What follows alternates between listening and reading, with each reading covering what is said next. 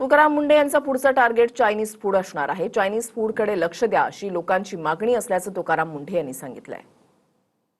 पुणे विद्यापीठामध्ये आता FD आहे म्हणून सांगायला हरकत नाही. तिथं चायनीज गाड्या भेटायच्या असायच्या. पाषाण रोडलाच ना बहुतेक, किंवा बापट रोडला, दोन्हीपैकी. पाषाण रोडच्या बाजूनं येस तिथे येस. मी असा आता विचार केला जाऊन बघाव्यात का जरा तिथे.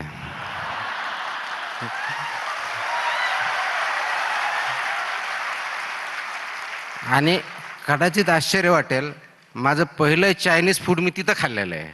म्हणजे चायनीज काय होतं तोपर्यंत काय माहीत नव्हतं. काय चायनाच्या बाबतीत मी इंडिया चायना वॉर, इंटरनॅशनल रिलेशन्सची अभ्यास केला होता. चायनीज फूड त्याच्यामध्ये कधी अभ्यास नव्हता केलेला. पण आत्ता खूप डिमांड आहे चायनीज. म्हणजे गेल्या काही 2 महिन्यात ज्या काही कारवाया झाल्या त्याच्यानंतर चायनाकडे थोडं लक्ष द्या म्हणत आहेत. तर ते थोडं चायनीज फूडकडे आता पुढं लक्ष द्यायचं आहे. अल्कोहोलिक आणि नॉन अल्कोहोलिक दोन्ही प्रकारचे ड्रिंक्स माझ्या अधिकारात आहेत. त्याचं क्वालिटी, त्याचं लेबलिंग, त्याचं मॅन्युफॅक्चरिंगचे ज्या काही प्रोसेसेस आहेत ते FDAच्या अधिकारात आहेत. ते लाईनमध्ये आहे. कारण सध्या जरा जास्तच काम आहेत, पण ते प्लॅन केलेलं आहे. याच्याच अनुषंगाने सांगायला आवडेल की ज्यावेळेस मी हे काम सुरू केलं FDAमध्ये, त्यावेळेस आम्ही एक टोल फ्री नंबर दिलेला आहे. आणि टोल फ्रीमध्ये कंप्लेंट ज्याला असतील त्या करायचे. एक 8-10 दिवस झाल्यानंतर माझे कर्मचारी एक दिवस माझ्या ऑफिसमध्ये आले, कारण तो 24/7 टोल फ्री नंबर आहे.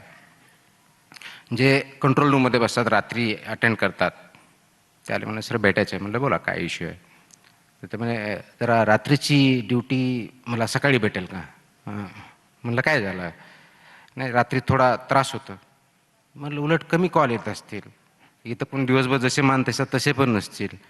नाही तसं नाही. म्हणजे काय इश्यू, म्हणजे विचित्र कॉल येतात. म्हणलं विचित्र कॉल म्हणजे नेमकं काय होतं. काय म्हणजे सर्वसाधारणपणे 11-12च्या दरम्यान, 1च्या दरम्यान फोन कॉल येतात आणि म्हणतात तुकाराम मुंढे साहेबांचा नंबर द्या, आम्हाला त्यांच्याशी बोलायचं आहे. ते सांगतात नंबर तर आमच्याकडे नाही आहे आणि तुमची काय कंप्लेंट असेल सांगा, आम्ही तशी त्याप्रमाणे नोट डाऊन करतो आणि कारवाई करतो. ते 1-2 वेळेस सांगतो, ते काय ऐकत नाही. मग शेवटला म्हणतात तुमची टीम पाठवा इथं. म्हणजे कुठे पाठवायची. म्हणजे मी सध्या ड्रिंक घेतोय, ड्रिंकची टेस्ट बरोबर नाही आहे. आणि हे लिटरली घडलेलं आहे. म्हणजे याच्यात काही अतिशयोक्ती नाही, लिटरली घडलेलं आहे. तुम्ही इतक्या रेड करताय, म्हणजे वेगवेगळे छापे पडतायत, हॉटेलवर पडतायत, कॅन्टीनवर पडतायत. हायकोर्टच्या कॅन्टीनवर पण छापा पडला. त्या हायकोर्टचा जो कॅन्टीन चालक आहे तो कधी असं म्हणाला नाही का एखादा कॉक्रोच निघाला तर काय होतं त्याच्यात.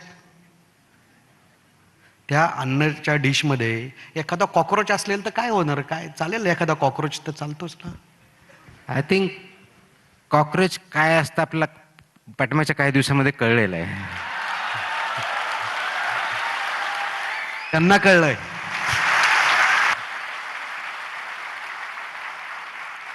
कारण कॉक्रोच असा आहे, त्याला कुठेही फेगा तिथून तो जन्म घेतो लागलीच. तर ती जी जोक्स अपार्ट, पण ती जी